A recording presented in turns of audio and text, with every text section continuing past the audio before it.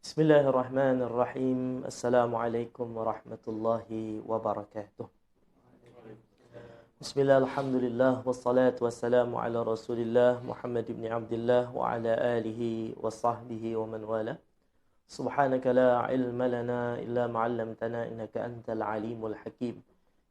Wa tub alayna innaka antat tawwabur rahim. Allahumma hdina wahdi bina waj'alna sababan liman ihtada birahmatika ya arhamar rahimin.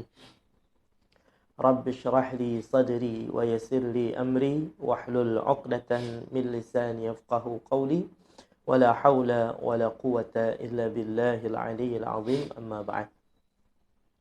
Apa khabar tuan-tuan dan puan-puan, ibu-ibu, ayah-ayah dan semua yang saya cintai dan kasihi kerana Allah Subhanahu wa taala. Di petang hari ini mudah-mudahan semua dalam keadaan sehat dan afiat. Kalaupun ada yang sakit di kalangan kita, semoga Allah Subhanahu wa taala berikan kesembuhan untuknya dan Allah afiatkan dia serta Allah afiatkan kita semua di dunia dan di akhirat. Amin amin ya rabbal alamin.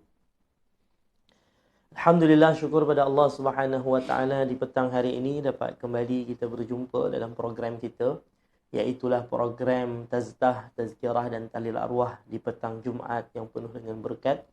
Di petang Jumaat yang sebahagian ulama, bahkan ramai ulama mengatakan bahawasanya petang hari Jumaat ini adalah satu waktu yang mustajab doa, yang Nabi SAW pernah mengatakan di hari Jumaat ada satu waktu yang mustajab doa, tidak berdoa oleh seseorang di waktu itu melainkan Allah akan ijabah.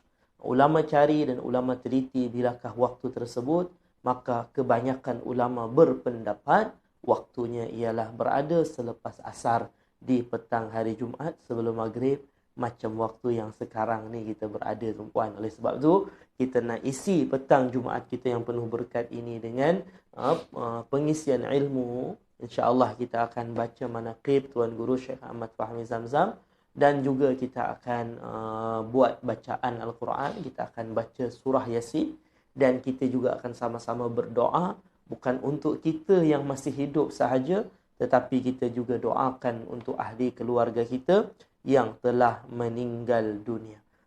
Ni tuan-puan. Jadi petang Jumaat yang penuh berkat ni, insya-Allah kita isi dengan beberapa amal soleh. Baik ibu-ibu, ayah-ayah semua, insya-Allah sebelum kita baca Yasin, seperti biasa kita akan baca manaqib Tuan Guru, sambung lagi bacaan manaqib Tuan Guru Syekh Ahmad Fahmi Zamzam. Tetapi sebelum itu, ibu-ibu, ayah-ayah semua, di sini saya nak ingatkan, jangan ada seorang pun yang terlupa dan terlepas daripada peluang untuk sama-sama kita dapatkan pahala dakwah, mengajak orang lain kepada kebaikan dengan dua cara. Yang pertama, boleh kongsikan live ini dekat grup FB, WhatsApp ataupun Telegram. Yang kedua, boleh tag nama rakan, kawan, sahabat, jiran, tetangga di ruangan komen dengan niat yang sama, iaitulah nak mengajak seramai-ramainya orang kepada kebaikan. Bersama-sama kita jadikan handphone kita dan media sosial yang kita ada sebagai ladang pahala untuk kita, insya-Allah. Satu lagi ibu ayah semua, jangan lupa tekan button like dan button love dekat bawah tu sebagai tanda sokongan kepada program-program yang baik yang dibuat di media sosial ini. Tekan bukan sebarang tekan, tapi dengan perasaan, ya Allah, saya suka kebaikan, saya sokong kebaikan, mohon padamu ya Allah, istiqamahkan saya dalam kebaikan.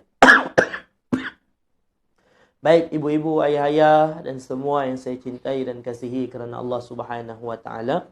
InsyaAllah kita sambung lagi di petang hari ini bacaan manaqib. Bagi mereka yang ada kitab, silahkan buka. Tajuknya kita berada pada muka surat 69. Tajuk bahasan pada muka surat 69. Ni manaqib Tuan Guru Syekh Ahmad Fahmi Zamzam. Apa pentingnya untuk kita membaca manaqib ni, tuan-puan? Ni kan. Manaqib ni untuk apa?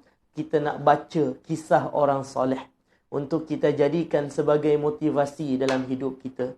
Sebab apa? Dalam Al-Quran begitu banyak kisah-kisah Nabi terdahulu dan kisah-kisah orang soleh pada zaman dahulu diceritakan oleh Allah kepada baginda Nabi Muhammad SAW dalam Quran. Untuk apa? motivasi untuk Nabi. Dalam Quran sendiri sebutkan linusabbita bihi fuadak, agar mencekalkan hati Nabi. Hati Nabi SAW terus bersemangat dalam dakwah. Macam itulah juga kita dalam hidup kita perlu kita mendengar kisah-kisah orang soleh yang menjadi motivasi dalam hidup kita. InsyaAllah kita akan ambil pengajaran daripadanya. Bagi mereka yang ada kitab manaqib ni, silakan buka pada muka surat 69. Yang teringin nak beli kitab pula, saya rasa ada lagi kitab ni. Boleh tengok caption live ini. Admin ada pinkan link WhatsApp dekat situ. Bukan pinkan lah, dekat captionnya ada link untuk mereka yang nak membeli kitab manaqib Tuan Guru Syekh Ahmad Fahmi Zamzam ini. Baik ibu-ibu, ayah-ayah semua, tajuk yang ke-69 yang di petang hari ini kita nak bahas, iaitulah lepas cerita ataupun kisah meninggalnya Tuan Guru Syekh Ahmad Fahmi Zamzam, tentu ada ahli keluarga dan murid-murid pondok-pondok yang beliau tinggalkan. Berapa banyak ustaz pondok beliau, contoh. Ada yang tertanya-tanya, berapa ramai anak beliau? Ini kita akan baca pada petang hari ini insya-Allah. Bermula bacaannya pada muka surat 70. Dan di atas tu tuan-puan, muka surat 70 tu di atas tu ada di situ saya letak gambar pondok Yasin. Tu gambar pondok Yasin tu suraunya lah. Yang ada kubah warna hijau tu, itu adalah gedung solawat. Gedung solawat. Baik. Jadi itu surau. Di situlah dulu saya belajar. Di situlah dulu saya solat berjamaah tu, surau tu tuan-puan. Boleh tahan jugalah dia punya besar tu.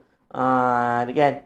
Dan pada setiap hari Sabtu, hari Sabtu tu kira hari pertama lah dalam belajar. Sebab hari Jumaat cuti, hari Sabtu mula masuk balik.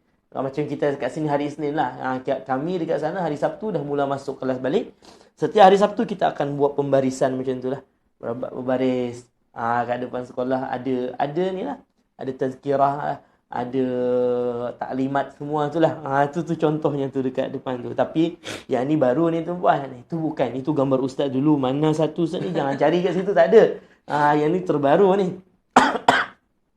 First saya masuk dulu pondok Yasin tuan-puan. Surau dia tak sempurna lagi. Surau dia tak sempurna. Ada apa? Kanvas kan? Kanvas.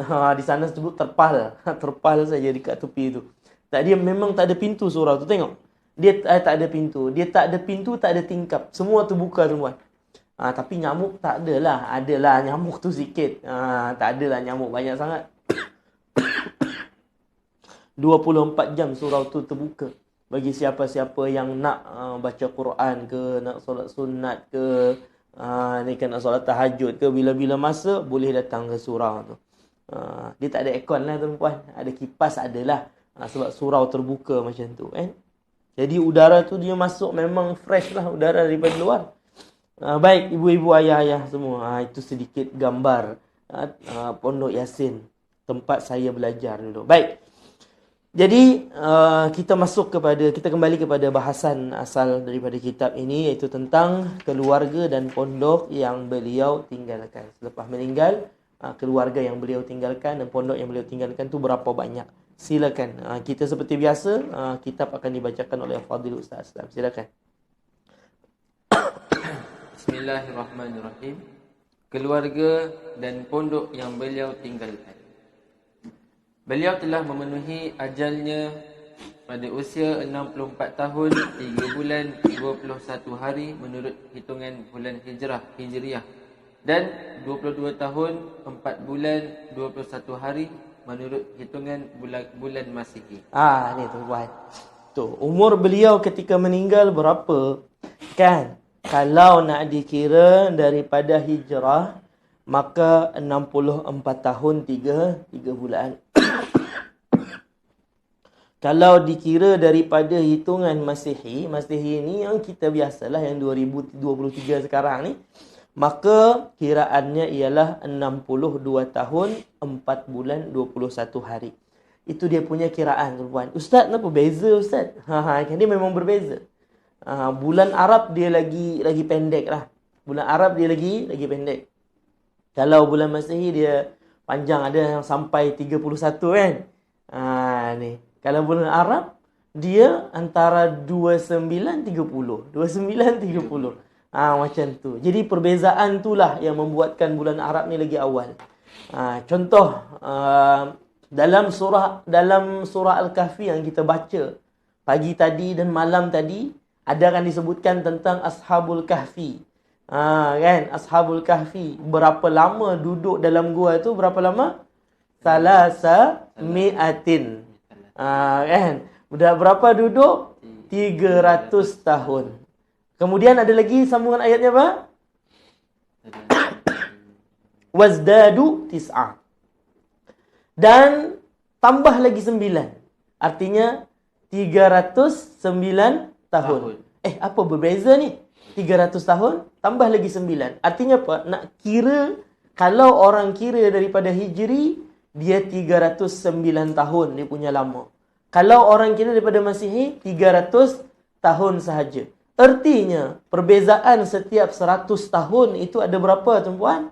3 tahun. Setiap 100 tahun beza antara Hijri dengan Masihi ni ada 3 tahun dia punya perbezaan. Contoh, ada orang atuk-atuk ni contohnya. Berapa umur beliau? 100 tahun Ustaz.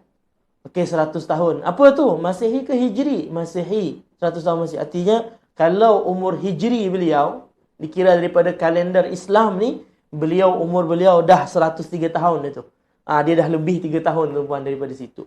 Sebab tu, ni, kalau 62 tahun daripada Masihinya, artinya Hijrinya dah lebih daripada tu.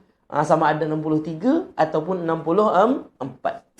Ini 64. Sebab apa? Dah lebih daripada 50, dah lebih separuh. Dia masuk kepada 64 tahun 3 bulan. Itulah perbezaan dia. Kenapa berbeza? Sebab bulan Arab dia lagi sikit. Ni hari-hari itu sama 29 ataupun 30. Kalau kita masih ini sampai 31 kan kadang. Baik, ibu-ibu, ayah-ayah semua. Itu daripada segi kiraan umur lah. Baik, seterusnya. Beliau meninggalkan 3 orang isteri, 15 orang anak, 5 orang menantu dan 4 orang cucu. Ni dululah 2 tahun lepas tuan-puan. Ada 3 orang isteri beliau, 15 orang anak beliau. 15 banyak kan. 5 orang menantu dah 20, tambah 4 orang cucu 25. Kan? Yang ni raya penuh rumah kan. Satu keluarga saja. Tu. Baik. Jadi macam itulah. Ramai. Dan orang-orang tua dulu, kita jangan pelik. Orang-orang tua dulu, sekarang je orang anak sikit kan. Orang tua-tua dulu memang ramai. Kan? Lebih pada 10 kadang anak tu. Jadi bila balik kampung ramai je kan. Penuh rumah dengan anak, menantu dengan cucu. Penuh semua. Sampai atuk ni kadang tak kena, kau anak siapa? Nak siapa? Dengan cucu ni tak kena, anak mana? Cucu daripada anak yang mana satu? Ini kan banyak, tak apa. Sebab Rasulullah SAW pernah bersabda, kata Nabi SAW, aku nanti di hari kiamat berbangga dengan banyaknya umat. Ni kan banyak umat Rasulullah ni, tak apa. Ramai anak, tapi kita orang kata kena tengok jugalah ekonomi macam mana kan. Banyak. Lepas tu nanti tak terjaga betul-betul lah. Susah juga. Kena pandai-pandai lah. Tapi orang tua-tua dulu kata ramai anak lagi banyak rezeki. Lagi banyak anak lagi banyak rezeki. Betul lah tu tuan-puan. Baik. Ibu-ibu, ayah-ayah semua. Jadi itu keluarga yang beliau tinggalkan lah. Ni cerita apa? Keluarga dan pondok yang beliau tinggalkan. Tu keluarga yang beliau tinggalkan. Terus. Kita doakan semoga mereka diberi ketabahan, kesabaran yang sempurna. Hidup mereka selalu diberkati dan semoga mereka selalu mendapat perlindungan dari Allah Ta'ala. Kalau saya balik Banjar, ni yang dekat Banjar lah. Balik Banjar memang saya akan ziarah. Ada dua isteri beliau dekat Banjar, teman-teman. Rumah dalam pondok sama. Tapi tak adalah serumah. Rumah asing. Cuma masih dalam kawasan pondok. Bila saya dengan isteri, anak-anak semua tu balik Banjar, memang kita akan ziarah kubur Syekh Fahmi. Kemudian kita akan ziarah ni. Tapi ziarah tu bukan orang kata sendiri, bukan main belasah je datang, tak. Saya akan tanya dulu. Guru saya Al-Fadhil Ustaz Fakhri kan. Beliau yang memang diamanahkan untuk inilah tolong menguruskan keluarga Syekh Fahmi lah. Saya akan tanya dulu bila Umi, saya panggil Umi Umi, saya panggil Umi. Abuya, Tok Syekh Fahmi saya panggil Abuya. Isteri beliau dua-dua dipanggil Umi. Jadi Umi bila ada Ustaz? Tanya dulu. Bila kami nak datang ziarah, nanti beliau bagi tahulah. Lepas tu ziarah. Memang selalu akan jumpa lah. Setiap kali saya dan keluarga balik kampung, memang akan jumpa. Tapi bukan main belasah saja datang. Kita kena ada adab dengan keluarga Tuan Guru ni. Kita tanya dulu. Walaupun Syekh Fahmi dah tak ada. Dengan keluarga Tuan Guru tanya dulu bila ada. Nanti Ustaz bagi tahulah. Bila ada, saya akan datang. Macam tu. Baik, ibu ikut masa dia. Bukan ikut masa kita. Ni bila ada, kita akan datang ziarah lah. Alhamdulillah. Baik, bukan keluarga Syekh Fahmi saja tuan-puan. Bukan Umi. Dua orang tu saja yang saya ziarah. Saya ziarah juga makcik kantin, catering yang selalu masak untuk saya dulu. Saya selalu ziarah. Saya ajak sekali anak-anak, isteri, semua ziarah ni. Situlah dulu tempat makan tunjuk lah. Dekat dia orang. Alhamdulillah. Baik, ibu-ibu, ayah-ayah semua. Seterusnya. Selain itu, beliau juga meninggalkan sebuah yayasan yang bernama Yayasan Islam Nurul Hidayah Yasin. Ni. Jadi, Pondok Yasin. Yasin tu apa benda Ustaz? Yasin ku nama surah dalam Quran ke, nama Nabi ke, nama pondok diberi nama Yasin. Yasin tu sebetulnya Yayasan Islam Nurul Hidayah. Disingkatkan menjadi Yasin. Itu Nurul Hidayah. Orang mungkin okey, makcik atau pakcik faham dah kenapa ada Yasin tu. Ternyata Yasin itu adalah ringkasan lah daripada Yayasan Islam Nurul Hidayah. Lepas tu kenapa Yayasan Islam tu Nurul Hidayah Ustaz? Ni kan ada kaitan ke dengan makcik Hidayah ke apa ke tak? Kan? Sebab apa? Dulu ketua yayasan ni kan, Syekh Fahmi membina yayasan ni dengan satu sahabat dan keluarga beliau lah. Namanya ialah kami panggil Abah Haji. Nama Abah Haji tu Nurul Hadi tak silap Ustaz. Nurul Hadi. Ni. Jadi daripada situlah lelaki ni Nurul Hadi. Nur Hadi. Nur Hadi ke Nurul Hadi macam tu lah. Daripada situ Syekh Fahmi ambil nama. Bukan ambil daripada nama beliau. Bukan bubuh Nurul Fahmi ke tak. Beliau bubuh nama kawan beliau. Ni. Kan? Padahal yang membina situ mengenang jasa kawan ni. Dan saya rapatlah dengan anak beliau, Ustaz Reza Fahmi. Mungkin sekarang ni tengok live. Beliau kata beliau selalu tengok live. Ni sekarang. Apa? Program Taztah ni beliau tengok lah. Beliau nak dengar kisah Tuan Guru Syekh Ahmad Fahmi Zamzam ni. Baik. Itu sedikitlah penerangan tentang nama Pondok Yasin tu. Baik, seterusnya. Dan 5 buah pondok pesantren yang bernaung di bawahnya. Pesantren ni, pesantren lah. Madrasah, sekolah lah. Ada 5 buah sekolah di bawah Yayasan Nurul Islam, Nurul Hidayah Yasin. Yayasan Islam Nurul Hidayah Yasin. Terus. Pondok Pesantren Yasin Muara Teweh, Kalimantan Tengah. Ini di Muara Teweh. Muara Teweh nama tempatnya. Ini pondok yang pertama beliau bina lah. Sebelum ni kita dah baca dah kisahnya tuan-puan. Terus. Pondok Pesantren Yasin Banjarbaru, Kalimantan Selatan. Ini pondok saya mengaji dulu. Muara Teweh saya dah pernah sampai juga beberapa kali. Banjarbaru, yang Yasin Banjarbaru ni memang tempat saya lah. Dan di Pondok Pesantren Yasin Banjarbaru ni lah Syekh Fahmi dikuburkan. Ada dekat situ. Baik, terus. Pondok Pesantren Yasin Balikpapan. Balikpapan ni pun saya dulu selalu juga pergi. Selalu pergi juga. Beberapa kali lah pergi ke Balikpapan ni. Terus. Pondok Pesantren Yasin Samarinda, Kalimantan Timur. Samarinda ni saya tak pernah sampai lagi. Tak pernah sampai lagi. Terus. Dan Pondok Pesantren Yasin Tambilahan, Riau. Tambilahan ni pun saya tak pernah sampai. Dan yang di Tambilahan ni sebetulnya dibina oleh anak murid beliau. Saya ada hari tu jumpa ketika Habib Umar datang. Hari tu kita Ustaz Rajuli tu Aslam. Daripada Riau, 2 orang tu. Hari tu dengan Ustaz Aslam sekali jumpa. Berpuluh tahun saya tak pernah jumpa dengan beliau lah. 10 tahun lebih lah. Hari tu jumpa sebab beliau nak join ikut program bersama dengan Habib Umar. Jumpa. Nak pergi, teringin juga nak pergi Riau ni. Cuma berapa jam nak ke airport tadi tu dia cakap? 8. 8 jam 8 jam nak pergi airport daripada tempat dia. Tak tahulah nak kata macam mana jauh tu kan. Tapi teringin lah nanti nak pergi ni, pondok ni. Saya tak pernah sampai lagi. Kalimantan Timur tu, Samarinda tak pernah sampai. Dan Tambilahan Riau ni pun tak pernah sampai lagi. Terus.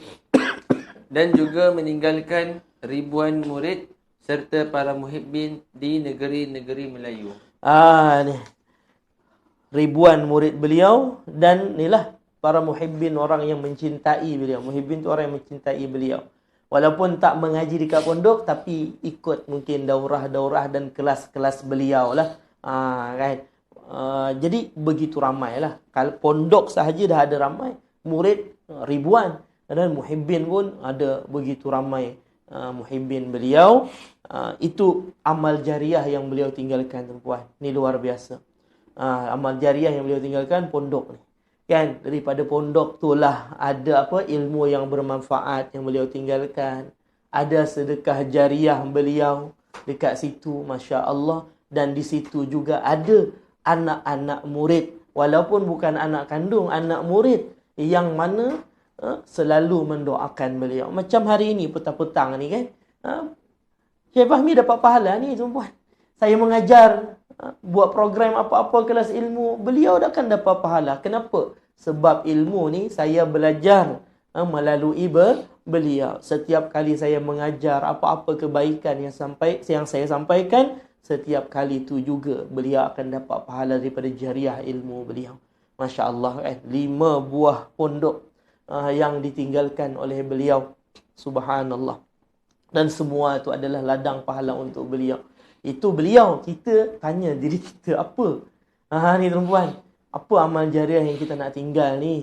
Kan? Selepas kita meninggal dunia, ada tak sumber pahala lagi untuk kita? Kita tanya diri kita. Ini kita baca kisah tentang Tuan Guru Syekh Muhammad Fahmi Zamzam. Masya Allah, luar biasa. Kita tanya diri kita. Ustaz, kalau macam tu Ustaz suruh pakcik, makcik, ibu-ibu, ayah-ayah semua ni buka pondok ke Ustaz? Tidak. Tapi sekurang-kurangnya adalah saham kita dekat pondok tu. Apa yang kita boleh sumbang dekat pondok tu? Itu yang kita kena tanya. Bukan tak mesti pondok Yasin. Ibu ayah semua boleh carilah pondok-pondok dekat Malaysia ni. Apa saya boleh sumbang? Dulu saya pernah message personal Tuan Guru Syekh Ahmad Fahmi Zamzam. Message personal, tuan-puan. Saya teringin ada rezeki lebih. Saya cakap, saya message lah. Lepas tu saya minta izin, boleh tak Abuya, saya nak bayar elektrik surau, bayar bil elektrik surau, sebab saya tahu surau tu aktif. Setiap hari ada solat berjamaah, setiap hari ada kelas ilmu dekat situ, setiap hari ada budak-budak baca Quran. Saya nak ambil peluang ni, kan? Senang, kita bagi duit, tapi kita dapat pahala orang baca Quran, dapat pahala orang mengajar, dapat pahala orang belajar, dapat pahala orang solat berjamaah. Memang saya tahu dan memang saya pernah duduk kat situ. Kita dah ada rezeki, kita ada perniagaan. Saya cakap, saya message lah, boleh tak saya nak bayarkan elektrik surau tu?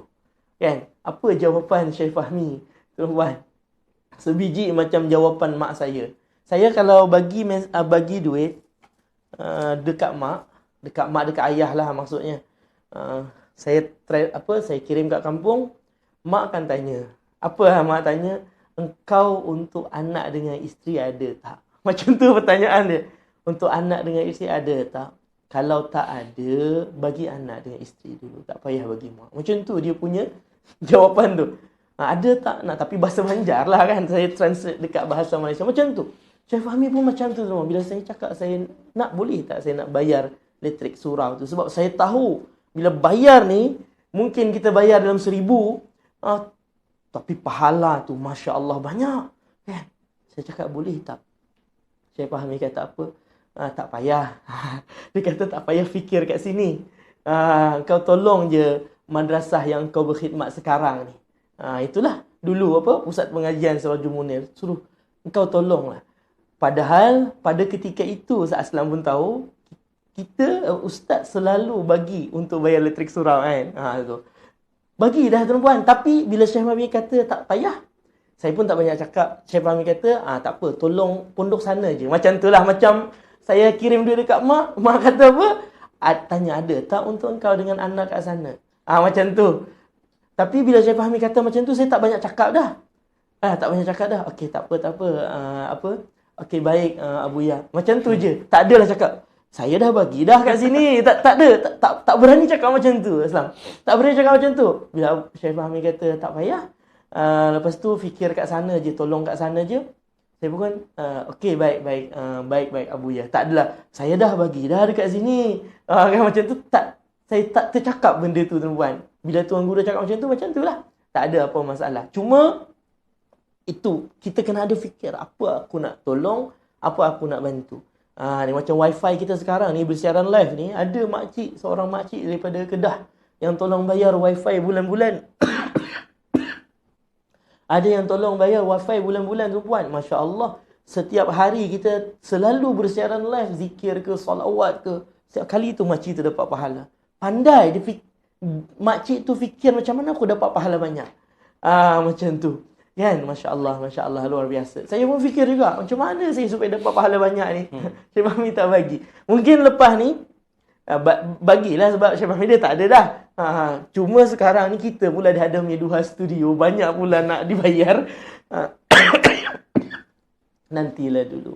Tak apalah dulu kan. Baik, ibu-ibu, ayah-ayah semua yang saya cintai dan kasihi kerana Allah Subhanahu Wa Taala. Jadi itu amal jariah yang beliau tinggalkan. Pertanyaannya, apa amal jariah yang kita tinggal untuk diri kita? Baik, kita habiskan Ustaz Sam sikit lagi tu. Silakan. Beliau juga menulis surat wasiat mengenai yang akan menguruskan yayasan setelah beliau wafat, ialah Ustaz Muhammad Fakhrian, serta mengamanahkan untuk menjaga yayasan dan memperhatikan pendidikan Ahmad Mujahid bin Ahmad Fahmi Zamzam, anak kandung beliau, sampai dia layak menjadi Syekhul Ma'had. Jadi Syekh Fahmi mewasiatkan dalam surat wasiat beliau, banyak poin-poin yang beliau wasiatkan. Surat wasiat ni ada beberapa orang guru saya yang pegang dan semua sama. Bila beliau meninggal baru dibuka. Jadi surat wasiat tu semua isinya sama lah, tak ada orang boleh menipu lah. Memang akan dikombinkan, memang sama semua. Salah satu wasiatnya ialah beliau mewasiatkan kepada Al-Fadhil Ustaz Fakhrian. Ni guru saya juga tuan-puan. Saya belajar sirah dulu dengan beliau. Ustaz Fakhrian ni saya ingat lagi, bukan nak memuji apa, mungkin tak tahulah beliau tengok live ni ke tak. Ustaz Fakhrian ni adalah guru yang paling lembut dalam mengajar. Dia tak pernah, hampir-hampir saya tak pernah nampak dia marah. Dia marah. Hari tu Asam pun jumpa. Kita pergi kat kedai makan, hari tu beliau datang. Adalah guru yang paling lembut. Mengajar pun lembut. Lepas tu dia, hampir-hampir saya rasa saya tak pernah nampak dia marah. Ustaz Fakhrian ni, itu keistimewaan beliau lah. Sebab tu beliau boleh khidmat dengan Tuan Guru Syekh Ahmad Fahmi Zamzam. Banyak khidmat, jadi beliau yang diamanahkan untuk meneruskan, mengurus yayasan yang Tuan Guru Syekh Ahmad Fahmi Zamzam tinggalkan. Baik. Jadi beliaulah juga diamanahkan untuk menjaga keluarga Abuya, kebajikan keluarga Abuya, beliaulah yang tolong jaga. Dan satu lagi, pendidikan Ahmad Mujahid. Ahmad Mujahid ni adalah anak sulung lelaki Tuan Guru Syekh Ahmad Fahmi Zamzam yang dekat Banjar lah. Dekat Malaysia ni Ustaz Ali. Ustaz Ali. Dekat Banjar Ahmad Mujahid ni. Ahmad Mujahid. Daripada isteri yang kedua Tuan Guru Syekh Ahmad Fahmi Zamzam, Ahmad Mujahid ni. Seorang je anak lelaki. Seorang je lelaki, semua yang lain perempuan. Jadi Ahmad Mujahid ni sekarang tengah belajar dekat Yaman. Ahmad Mujahid ni sekarang tengah belajar dekat Yaman. Dan dia muda lagi tuan-puan. Muda lagi. Jadi nanti Syekh Fahmi pesan, kalau dia layak, dia dah besar, dia dah banyak ilmu, dah layak, maka Syekhul Ma'had, artinya macam pemimpin, jadikan dia sebagai orang yang memimpin Pondok Yasin lah. Itu pesan dan wasiat daripada Tuan Guru Syekh Ahmad Fahmi Zamzam. Baik, terus sikit lagi. Dah habis? Belum lagi? Belum sikit. Sikit lagi. Mari kita doakan semoga apa yang menjadi hajat beliau dikabulkan oleh Allah Subhanahu Wa Taala. Amin, amin ya Amin. rabbal alamin. Ni ada. Sekarang ni Ahmad Mujahid ni tu ada gambar dekat situ. Saya letak gambarnya. Masih lagi belajar dekat Yaman sekarang ni. Baik. Itu sedikit kisah ni tentang Tuan Guru Syekh Ahmad Fahmi Zamzam daripada manaqib beliau. Mudah-mudahan kita dapat mengambil manfaat dan pengajaran daripadanya dan boleh kita jadikan sebagai motivasi dalam kehidupan kita. Amin amin ya rabbal alamin. Baik ibu-ibu ayah semua, kita baca doa penutup Rabbi manfa'na bi barakatihim tu sebanyak 3 kali seperti biasa. Bismillahirrahmanirrahim.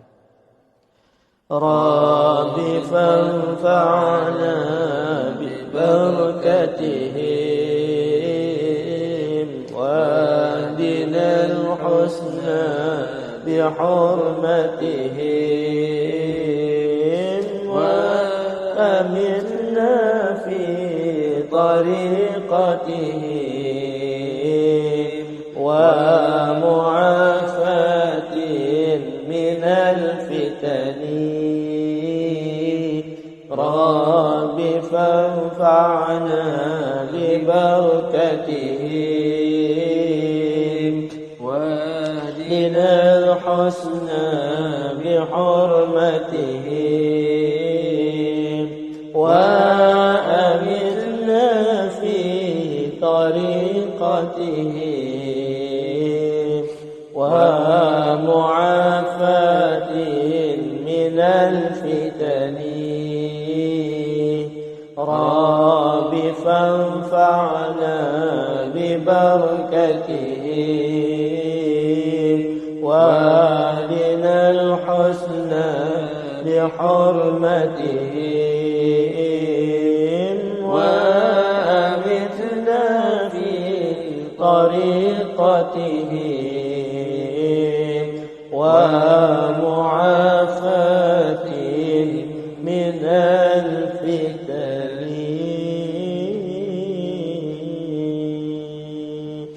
الحمد لله رب العالمين. Alhamdulillah.